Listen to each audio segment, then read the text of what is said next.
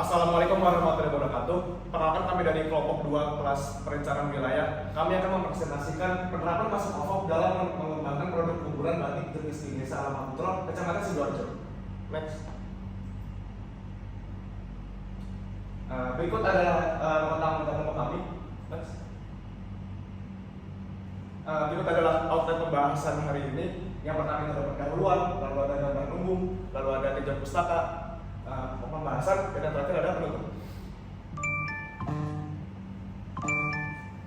Nama saya Sulaiman Surijaya dengan NPTRAI 1126.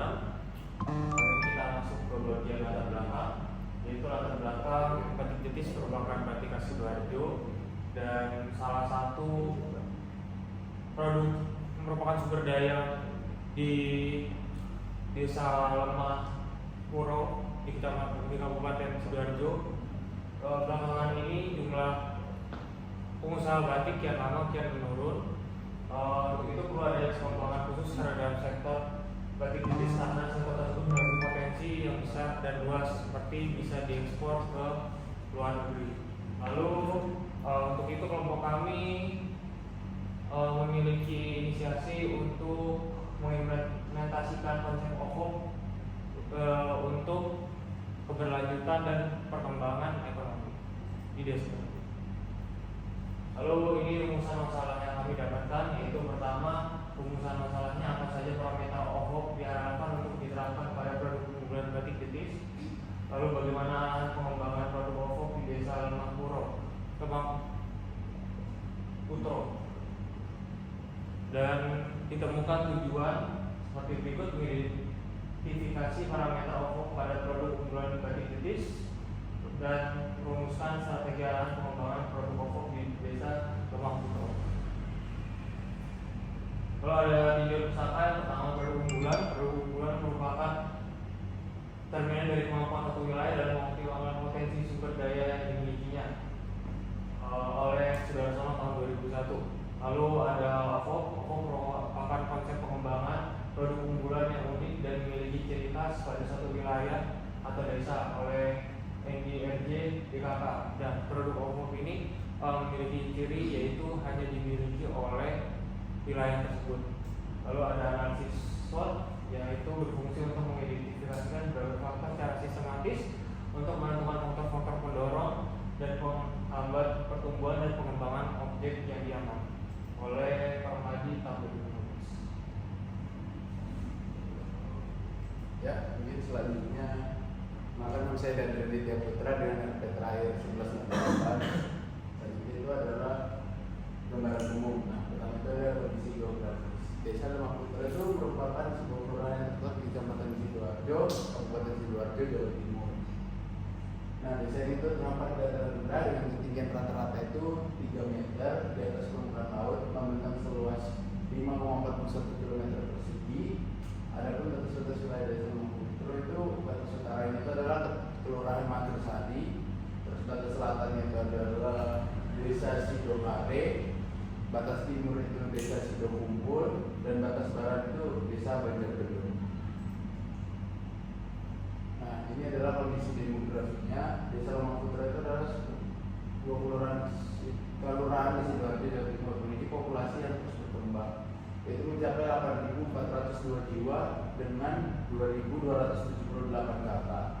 Desa itu memiliki kepadatan penduduk sekitar 1.293 jiwa per kilometer persegi, dan struktur usia didominasi usia produktif yaitu 15 sampai 64 tahun, yaitu sebesar 65%. Rasio jenis kelamin terbilang seimbang dengan 51% laki-laki dan 49% perempuan. Sektor industri dan jasa menjadi tulang punggung perekonomian desa, disusul sektor pertanian dan perdagangan.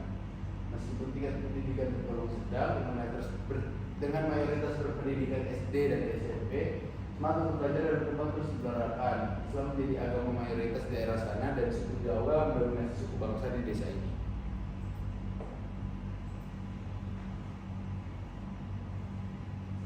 Selanjutnya ada data pendukung, di mana data ini kita dapat dari PDRB ADHK Kabupaten Sidoarjo. Di mana di PDRB ini bisa dilihat pada grafik itu penyumbang terbesar peningkatan ekonomi yang ada di Kabupaten Sidoarjo ini ada dari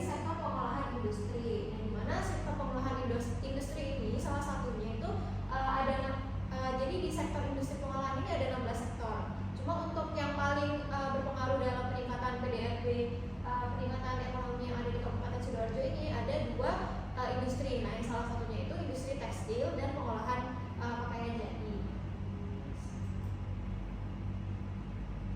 Nah, maka dari itu kami mengambil studi literatur yang telah dilakukan sebelumnya pada penelitian sebelumnya dengan menilai impaktan tingkat kesiapan pokok. Jadi di studi sebelumnya itu sudah dilakukan penelitian bahwa batik jetis yang ada di desa Lemah Putro ini sudah memenuhi kriteria untuk dikembangkan lebih maju lagi menjadi sebuah produk unggulan di desa Lemah Putro tersebut. Ini ada beberapa indikatornya, ada 1 sampai 10 yang nantinya akan digunakan untuk analisis pengembangan strategi SWOT pada analisis dan pembahasan selanjutnya.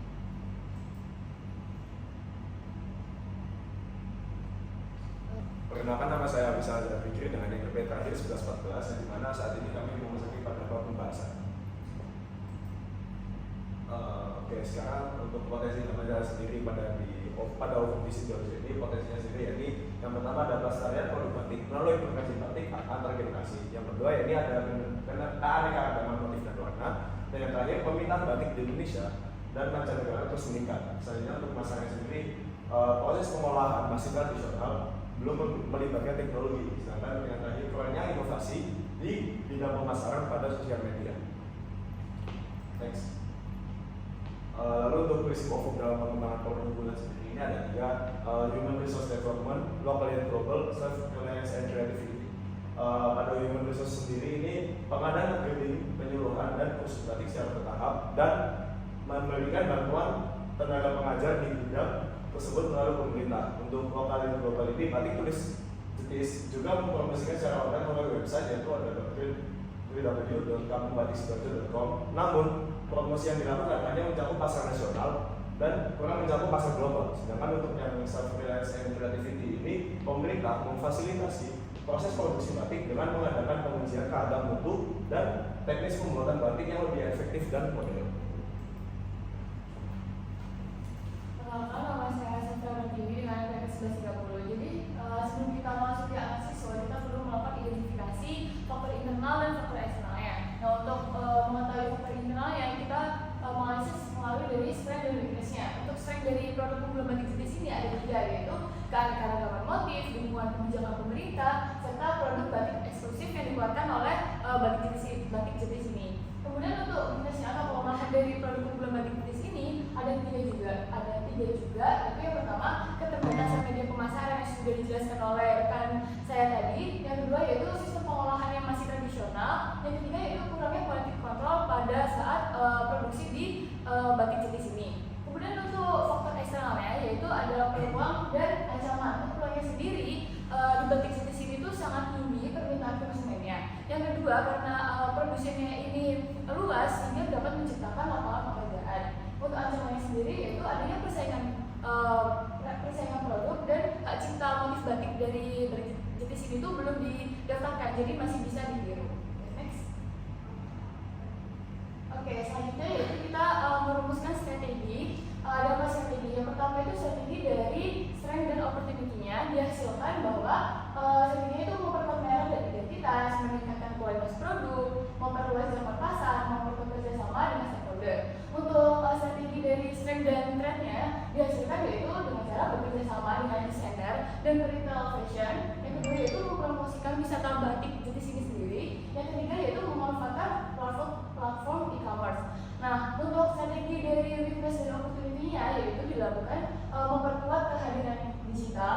Yang kedua yaitu meningkatkan efisiensi operasional serta meningkatkan mutu dan konsistensi produk. Nah, yang strategi terakhir yaitu dari weakness dan trend-nya yaitu dengan cara mengadopsi sistem manajemen berbasis teknologi, menerapkan mekanisme quality control kolaboratif, serta bekerja sama dengan organisasi perlindungan hak cipta. Oke, sebelumnya perkenalkan, nama saya Aurelia Nasrosa Fitri dengan NPP akhir 1110. Nah, setelah melakukan analisis SWOT, maka didapatkan pembobotan berdasarkan hasil stakeholder yang ada. Nah, didapatkan 3 prioritas utama yang akan dikembangkan untuk selanjutnya. Pertama adalah meningkatkan variasi dan inovasi desain produk dengan memanfaatkan keanekaragaman motif yang unik serta juga memperluas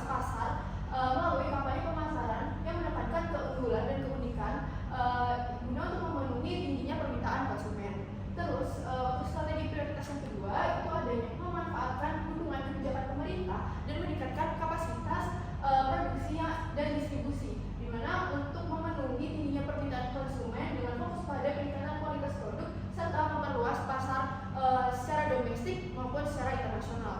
Yang ketiga adalah meningkatkan daya saing produk batik itu sendiri. Nah, batik itu sendiri kan udah ada kayak motif yang unik, jadi itu mempunyai karakteristik yang tersendiri untuk menciptakan perbedaan dari si batik itu sendiri, sehingga bisa mengembangkan strategi pemasaran yang fokus pada pemilikan dan nilai jual produksi batik yang tinggi.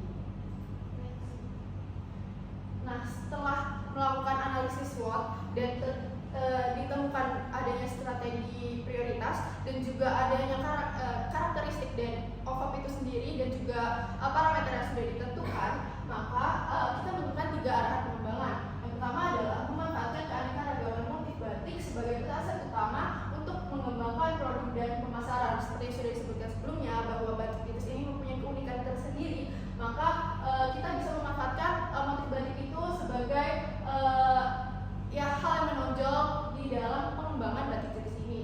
Yang kedua adalah meningkatkan kapasitas produksi dan distribusi. Nah, melalui dengan peningkatan kinerja yang di sana dan juga melalui komunikasi antara satu produksi batik dan produksi batik yang lainnya, itu bisa meningkatkan kapasitas produksi yang ada sehingga bisa memenuhi permintaan dari konsumen itu. Yang ketiga adalah memaksimalkan parameter OVOP untuk mendukung pengembangan usaha batik, yang dimana parameter OVOP itu sendiri seperti yang sudah disebutkan sebelumnya, adanya keunikan produk, terus adanya pengembangan sumber daya manusia, terus ada yang dukungan dari pemerintah, terus desain yang unik dan lain sebagainya, di mana hal itu bisa dimaksimalkan untuk mengembangkan OVOP ini sendiri sehingga OVOP itu terwujud dan juga bisa berkembang ke kancah global. Selanjutnya masuk ke bab kesimpulan. Sebelumnya perkenalkan nama saya Paraman Radipa dan Arena Petra 1925. Kesimpulannya adalah Desa Lombok Putra Sidoarjo dapat memperkuat ekonominya melalui batik cikis dengan strategi OVOP. Berdasarkan analisis SWOT, perlu di peningkatan merek, kualitas produk, proses pasar, dan penerapan teknologi. Arahan pengembangan meliputi inovasi desain, kebijakan produksi, dan pemasaran yang melewati keunikan batik. Nah, berdasarkan dari hasil analisis tersebut terdapat 3 rekomendasi. Yang pertama adalah pemasaran yang inovatif dan desain yang khas. Ini tuh untuk memenuhi permintaan pasar dan memperluas jangkauan pasar. Yang kedua adalah mengoptimalkan produksi dan kebijakan pendukung. Ya, ini tuh untuk meningkatkan efisiensi dan distribusi produksi batik cikis tersebut. Yang terakhir adalah kolaborasi dan menjaga hak cipta agar lebih kompetitif dan menjaga hak kekayaan intelektual batik tersebut. Next. Sekian presentasi dari kelompok kami, kurang lebihnya mohon maaf. Wassalamualaikum warahmatullahi wabarakatuh.